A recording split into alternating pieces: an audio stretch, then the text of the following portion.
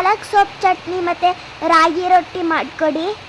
Okay, ಪಾಲಕ್ ಸೊಪ್ಪನ್ನು ಚೆನ್ನಾಗಿ ಸ್ವಚ್ಛಗೊಳಿಸಿ ಅದನ್ನು ಬೇಯಿಸ್ಕೊಂಡು ಒಂದು ಪಾತ್ರೆಗೆ ಸೋಸ್ಕೊಳ್ಳೋಣ. ನಂತರ ಒಂದು ಮಿಕ್ಸಿ ಜಾರಿಗೆ 4 ಹಸಿಮೆಣಸು, 2ರಿಂದ 3 ಎಸಳು ಬೆಳ್ಳುಳ್ಳಿ, ನಂತರ ಸ್ವಲ್ಪ ಹುಳಿ, ರುಚಿಗೆ ತಕ್ಕಷ್ಟು ಉಪ್ಪು, ನಂತರ ನಾವು ಬೇಯಿಸಿಟ್ಕೊಂಡಿರುವಂತಹ ಪಾಲಕ್ ಸೊಪ್ಪನ್ನು ಇದನ್ನು ಸೇರಿಸ್ಕೊಂಡು ಚೆನ್ನಾಗಿ ರುಬ್ಕೊಳ್ಬೇಕು. ರುಬ್ಬಿದಂತಹ ನಿಮಗೆ ಚಟ್ನಿ ನೋಡಿ ಈ ಥರ ಸಿಗುತ್ತೆ.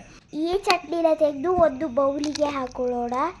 ನಂತರ ಇದಕ್ಕೆ ಒಗ್ಗರಣೆಯನ್ನು ಹಾಕೊಳ್ಳೋಣ. ಒಂದು ಪ್ಯಾನಲ್ಲಿ 2 ಟೇಬಲ್ ಸ್ಪೂನ್ ಆಯಿಲ್, ಸ್ವಲ್ಪ ಜೀರಿಗೆ, ಸ್ವಲ್ಪ ಸಾಸಿವೆ, ಬೆಳ್ಳುಳ್ಳಿ, ಒಣಮೆಣಸು, ಕರಿಬೇವು ಹಾಕಿ ಒಗ್ಗರಣೆಯನ್ನು ಹಾಕೊಳ್ಳೋಣ.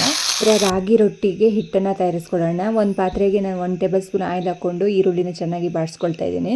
ನಂತರ ಇದಕ್ಕೆ 1 ಲೋಟದಷ್ಟು ನೀರನ್ನು ಹಾಕ್ಕೊಂಡು ಅದಕ್ಕೆ ಹಿಟ್ಟು ಹದ ಬರುವಷ್ಟು ಹಿಟ್ಟನ್ನು ಹಾಕ್ಕೊಂಡು ಚೆನ್ನಾಗಿ ಕುದಿಸ್ಕೊಳ್ಬೇಕು ಹದ ಬರುವವರೆಗೂ.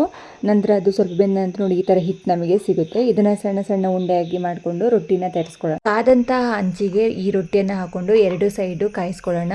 ಇದು ತುಂಬ ಸಾಫ್ಟಾಗಿರುತ್ತೆ, ಯಾವುದೇ ರೀತಿಯಾಗಿ ಗಟ್ಟಿಯಾಗಿ ಬರೋದಿಲ್ಲ ಮತ್ತು ರುಚಿಯಾಗಿರುತ್ತೆ. ಇದಕ್ಕೆ ಈರುಳ್ಳಿ ಸೇರಿಸಿ ನಾವು ಹಿಟ್ಟು ತಯಾರಿಸಿರೋದ್ರಿಂದ ತುಂಬ ರುಚಿಯಾಗಿರುತ್ತೆ. ಹಾಗೆ 2 ಸೈಡ್ ಕಾದ ನಂತರ ನೋಡಿ ಎಷ್ಟು ಕಲರ್ಫುಲ್ ಆಗಿ ಬಂದಿರುತ್ತೆ ಅಂತೇಳಿ. ಇದನ್ನು ಪಾಲಕ್ ಸೊಪ್ಪು ಚಟ್ನಿ ಜೊತೆ ತಿಂದರೆ ತುಂಬ ಚೆನ್ನಾಗಿರುತ್ತೆ. ನೀವು ಕೂಡ ಮನೇಲಿ ಟ್ರೈ ಮಾಡ್ಬೋದು. Thank you. ಚೆನ್ನಾಗಿದೆ ಅಮ್ಮ, ಥ್ಯಾಂಕ್ ಯು.